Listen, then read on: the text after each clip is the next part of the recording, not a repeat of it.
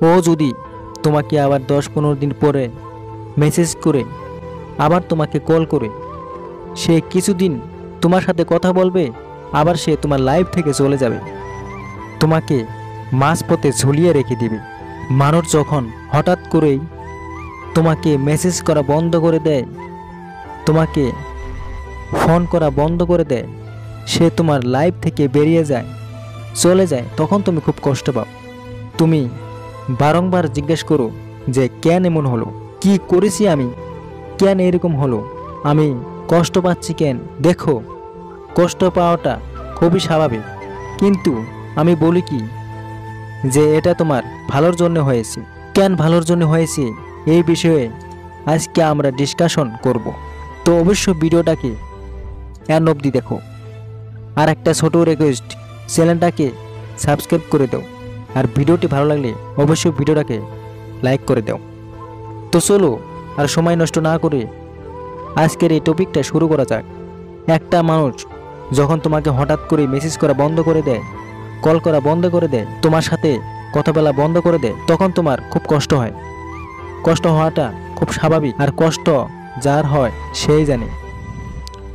হঠাৎ করে যখন কেউ আগে বড় বড় কথা বলে, অনেক অনেক ভালোবাসা দেখিয়ে যখন চট করে বেরিয়ে যায়, তখন কষ্ট পাওয়াটা খুবই স্বাভাবিক। কিন্তু আমি বলি কি জানো, এটা তোমার ভালোর জন্য হয়েছে। কেন ভালোর জন্য হয়েছে? দেখো, যখন সেই মানুষটা চলে গেছে, সম্পূর্ণভাবে চলে গেছে, তুমি জানো যে মানুষটা আর ফিরে আসবে না।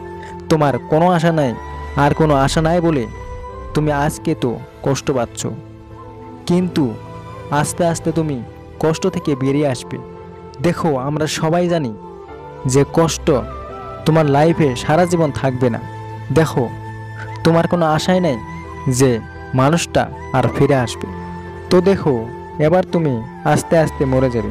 দেখো, যখন তুমি মানুষটাকে বলো যে আমাকে মেসেজ করছো না কেন, কল করছো না কেন, আর সে জবাব দিল দরকার নাই তোমার সাথে কথা বলার, মেসেজ করার, ও যদি এরকম উত্তর দিয়ে থাকে, আর ও যদি তোমাকে আবার 10-15 দিন পরে মেসেজ করে আবার তোমাকে কল করে সে কিছুদিন তোমার সাথে কথা বলবে, আবার সে তোমার লাইফ থেকে চলে যাবে, আবার কিছুদিন পরে তোমাকে আবার মেসেজ করবে, আবার তোমার লাইফ থেকে চলে যাবে।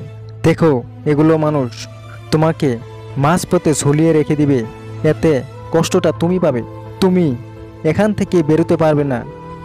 আর একদিকে কি হচ্ছে, তুমি যেটা ভাবছো যে আমি তো ভেবেছিলাম সব শেষ হয়ে যাবে, কিন্তু ও আমাকে কল করছে, তার মানে নিশ্চয় এখনো কিছু বাকি আছে, হয়তো আমাদের ভাগ্য কিছু লেখা আছে।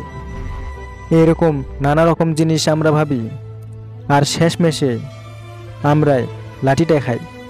দেখো, এটা করো না যে চলে গেছে তাকে যেতে দাও, তাকে জবরদস্তি করে আটকে রেখো না। এটা তোমার ভালোর জন্য হয়েছে। কেন জানো, উপরে একজন বসে আছে, তুমি তাকে বিশ্বাস করো বা না করো, সে কিন্তু সব কিছু দেখছে। সে কখনোই তোমার খারাপটা চাইবে না। সে জানে যদি এই মানুষটা তোমার জন্য ঠিক নয়, আর তার জন্যই তোমার লাইফ থেকে তাকে সরিয়ে দিয়েছে। একটা ব্যাপার কি জানো তো, ওই ছোটবেলায় নিজের মা বাবার কাছে জেদ করতাম যে এটা চাই, ওটা চাই, সেটা চাই, কিন্তু সব জিনিস কিন্তু আমাদের মা বাবা দিত না। আমরা যতই কান্নাকাটি করি দিত না। ঠিক ওপরওয়ালা তাই, সে তো আমাদের সব কিছু, সে সব কিছু দেখছে, সে জানে যে এটা তোমার জন্য ঠিক নয়, তাই জন্য তুমি যদি কান্নাকাটি করো না কেন, দেবে না।